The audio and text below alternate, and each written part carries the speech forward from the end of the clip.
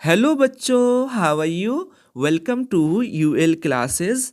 बच्चों, आज की क्लास में हम ब्लूज़म पार्ट 3 का 6th chapter poem upside down पढ़ने वाले हैं। अपसाइड डाउन मीन्स बच्चों उल्टा। ओके, तो चलिए हम सबसे पहले ऑर्मर देखेंगे।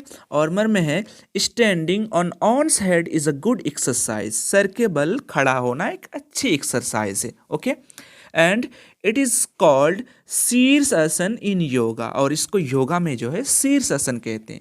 शीर्षासन विच मीन्स हेड स्टैंड, जो सर के बल खड़ा होकर एक्सरसाइज की जाती है बच्चों, उसी को योगा में शीर्षासन कहते हैं। ठीक है, शीर्षासन हेड स्टैंड। उसके बाद दूसरी लाइन में कह रहे हैं कि have you ever done it? क्या आपने ये कभी किया है? अगर किया है तो आपको अपने टीचर को क्लास में बतानी है। उसके बाद कह रहे हैं what is your experience of शीर्षासन? शीर्षासन के बारे में आपका क्या तजर्बा है? अगर किए होंगे तो वो बताना है। उसके बाद फिर जो है ये टीचर कह रहे हैं कि कैन सम स्टूडेंट्स डू शीर्षासन इन द क्लास?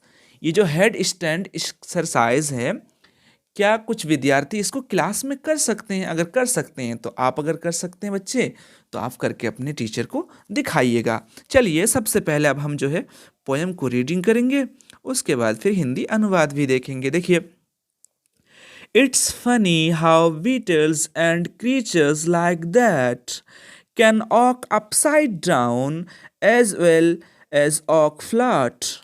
ओके, आगे देखिए, आगे है they crawl on a ceiling and climb on a wall without any practice or trouble at all. While I have been trying for a year, maybe more, and still I can't stand with my head on the floor. Okay, अब हिंदी अनुवाद देखिए बच्चों। It's funny how beetles and creatures like that. Beetle कहते हैं बच्चों, beetle का माना है गुबरेला, भौरा। जो इस तरीके के इंसेक्ट होते हैं उसी को बीटल कहते हैं, और ये प्लूरल वर्ड है बीटल्स। ओके, उसी तरीके से नीचे नीचे देखिए आप, क्रीचर, क्रीचर्स लिखा हुआ है। क्रीचर का माना होता है जीव जंतु।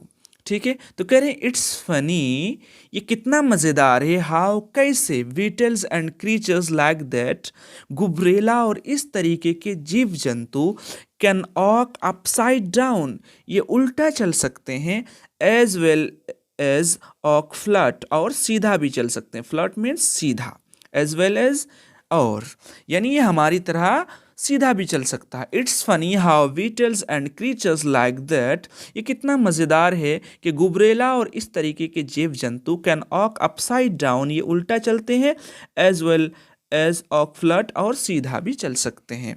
नीचे देखिए बच्चों, नीचे है द क्रॉल। क्रॉल का माना होता है बच्चों रेंग कर चलना, घसीट कर चलना। जैसे स्नैक को देखेंगे वो घसीट घसीट के चलता होगा। सीलिंग कहते हैं बच्चों, ये जो छत है हमारे कमरे की, वो छत के निचले भाग है, उसको सीलिंग कहते हैं। जैसे आप ऊपर जो छत में पंखा लगाते होंगे तो वो जो पंखा है उसको सीलिंग फैन कहते हैं। क्यों कहते हैं? इसलिए कि निचले वाले जो हिस्सा है छत का, उसको सीलिंग कहते हैं। तो हुआ ये कि दे क्रॉल ऑन अ सीलिंग, वे छत के निचले भाग में भी चलते हैं, and climb on a all, all means दीवार, और क्लाइंब मीन्स चढ़ना। तो ये दीवार में भी चढ़ते हैं, विदाउट एनी प्रैक्टिस, बगैर किसी अभ्यास के, प्रैक्टिस के, और ट्रबल एट ऑल, और परेशानी के। यानी ये जो है दे क्रॉल ऑन अ सीलिंग, ये जो है छत के निचले भाग पर चढ़ते हैं, and climb on a all, और दीवार पर भी चढ़ते हैं, विदाउट एनी प्रैक्टिस और ट्रबल एट ऑल, बगैर किसी अभ्यास और परेशानी के। नीचे वाली लाइन देखिए, इसमें अलीन फिशर जो इस पोएम के राइटर हैं वो लिख रहे हैं नीचे वाली लाइन में, ये जो बच्चा है मान लीजिए यही कह रहा है कि while I have been trying for a year, मैं 1 साल से कोशिश कर रहा हूँ। ट्राई मीन्स कोशिश करना।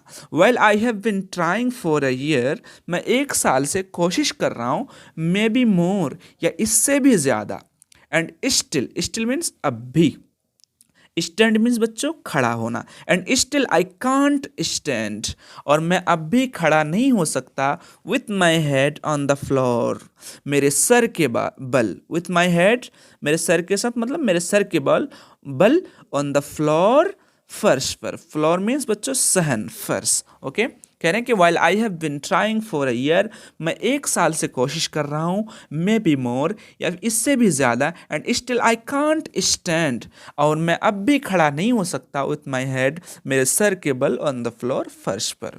ओके बच्चों, और बच्चों आप इस पोएम को जो है इस तरह भी सुरीली आवाज़ में भी पढ़ सकते हैं, जैसे It's funny how beetles and creatures like that can walk upside down as well as walk flat. They crawl on a ceiling and climb on a wall.